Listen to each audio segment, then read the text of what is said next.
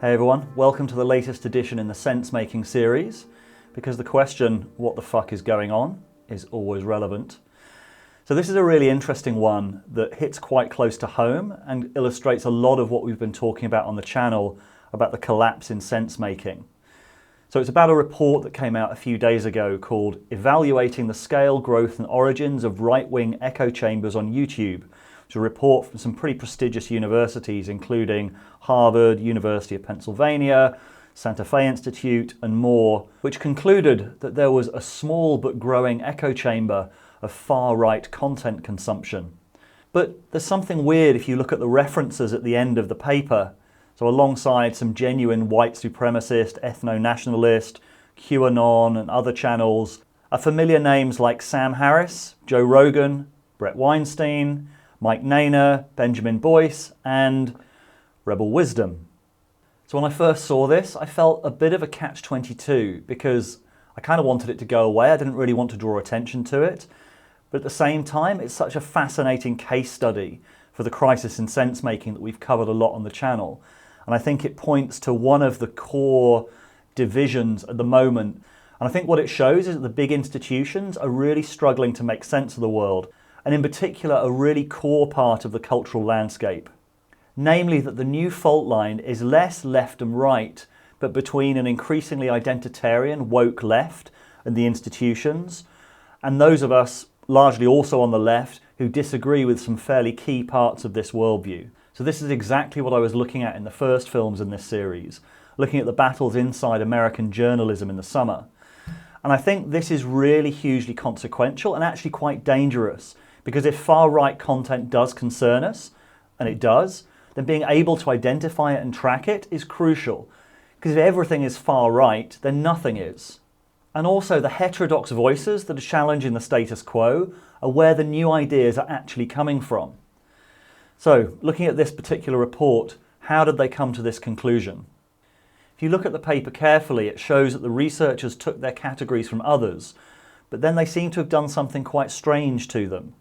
So one of the sources in the study was Mark Ledwich. He's a researcher in Australia. He created this site called Transparency Tube, which is a website that tracks political affiliation on YouTube.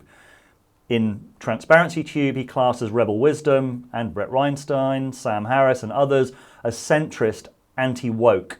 Personally, I think that's a little bit reductive, but I'll go with that, centrist. So how did these other researchers make such an error to class all of us as far right? Nobody knows. I've asked the researchers for an interview to ask them directly. I've also got an interview with Mark Ledwich coming up in the next couple of days, but in the meantime he tweeted this. I'm one of the authors of this recently published research. The problem is not with our classifications, it's the way the labels were converted into far right and far left. This paper actually looks very good, but is let down by the classifications. They translated labels from these studies into their categories in a really strange way. They coded the labels IDW, anti-SJW as far right. The problems with their classification are likely to impact the headline results. Are the far right growing? Are there far right bubbles? The study results are hard to interpret when the classifications are widely off. Now, I have no way of knowing why these researchers categorized these labels in the way they did, but it follows a trend of mainstream institutions failing to make some really important distinctions between the heterodox and the regressive and reactionary. So I've been covering the intellectual dark web movement since the beginning as a really interesting group of heterodox thinkers. I've also been critical of where I think the IDW became stuck, became a tribalism in itself, because I think initially the way that the IDW was framed was that because they're not part of a corporate structure, because they have their own podcasts, they have independent audience and their independent means, they can avoid that sort of capture by market forces and corporate forces. But that's just not the case. I mean, I know from running a YouTube channel, you're constantly aware of what the commenters are saying on your channel, and you get to you feel that as a kind of gravitational force. You know what they like, you know what they don't like. You've started monetizing it, so you know what the paying fans want and what they don't. Just the fact that there is a comment thread and knowing what the audience like and what they don't like, you can. I mean, you'd have to not be human to not feel that in some way. Yeah, I feel it too, and I think we should be honest about that and be able to laugh at it a little bit.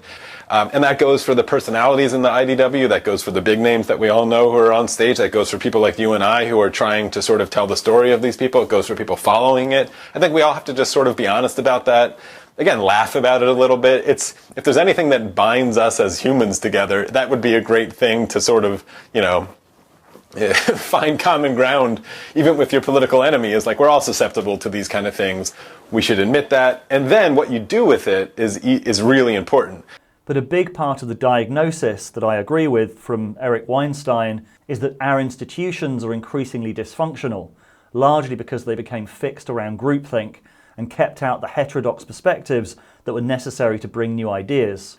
And so the paradox is that the individuals have to save the institutions that are trying to extinguish them, because the institutions don't want to hear this message. In general, I think what's going on with a consensus is that a consensus is usually achieved through some sort of incentivizing people, as the mobs, the violent mobs in Mexico say, plato o plomo. Do you want silver or do you want lead? So you're given a certain amount of encouragement to come to a particular perspective, maybe in terms of grant money or speaking opportunities, and you're given a disincentive, which is this is what's going to happen to your career if you don't fall in line.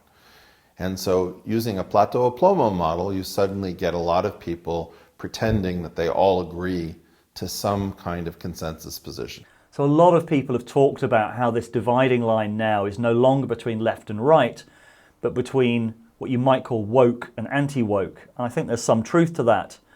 But I also refuse to be categorized on the right, because I think it's important, maybe crucial, that those of us on the left push back against this. And what I see happening, particularly in America, is the major sense-making institutions in academia and journalism are really failing to tell the difference between heterodox thinkers and the genuinely reprehensible. And I think it's not an exaggeration to call it something like an existential threat to the world of ideas. Because this division between institutions that are increasingly woke and those who probably agree with many of their aims and intentions but disagree with the ideology is where all the heat is.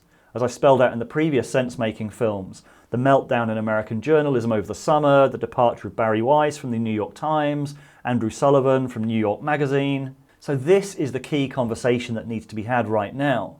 And one of the reasons we've talked about the usefulness of the spiral dynamics integral model here before, which I'll make a link to previous pieces in the show notes.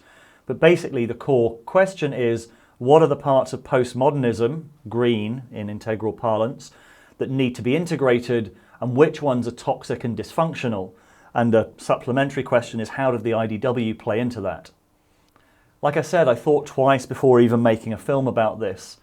The paradox is that I do actually think there are grifters, pretending to be heterodox and liberal while trying to attract a lucrative right-wing audience, which is the point that I made to Dave Rubin in my interview with him a couple of years ago. This is the overall point I'm making. Yeah. Do you think you can sometimes have the tendency to frame things in a way that is in some sense laundering people with much worse views, or very, like Katie Hopkins, very difficult or very reprehensible views? I don't think I've helped launder anyone's views to make their nefarious views, let's say, any more palatable. I don't think I've done that. This is the catch-22. For some people, it feeds their brand to shout about how they're being wrongly treated by the mainstream media, while those of us who are genuinely trying to do a centrist, good faith job are pretty caught because we don't want to boost nonsense like this so more people see it. Social stigma does work, but I think this is such a perfect example of the collapse of sense-making that it overrode that. So I've reached out to the academics to see if they'll do an interview, find out why they made the decisions that they made. So we will see what happens next. Rebel Wisdom isn't only about the ideas in the films, it's also about how we bring them into our lives, which is why over the last few months we've invested in developing the Rebel Wisdom community, our digital campfire. We've launched a new platform for discussion and connection, started regular meetups and practice sessions for members, plus Q&As with some of the amazing interviewees we've had on the channel, and our Wisdom Gym with some of the biggest names in growth and transformation.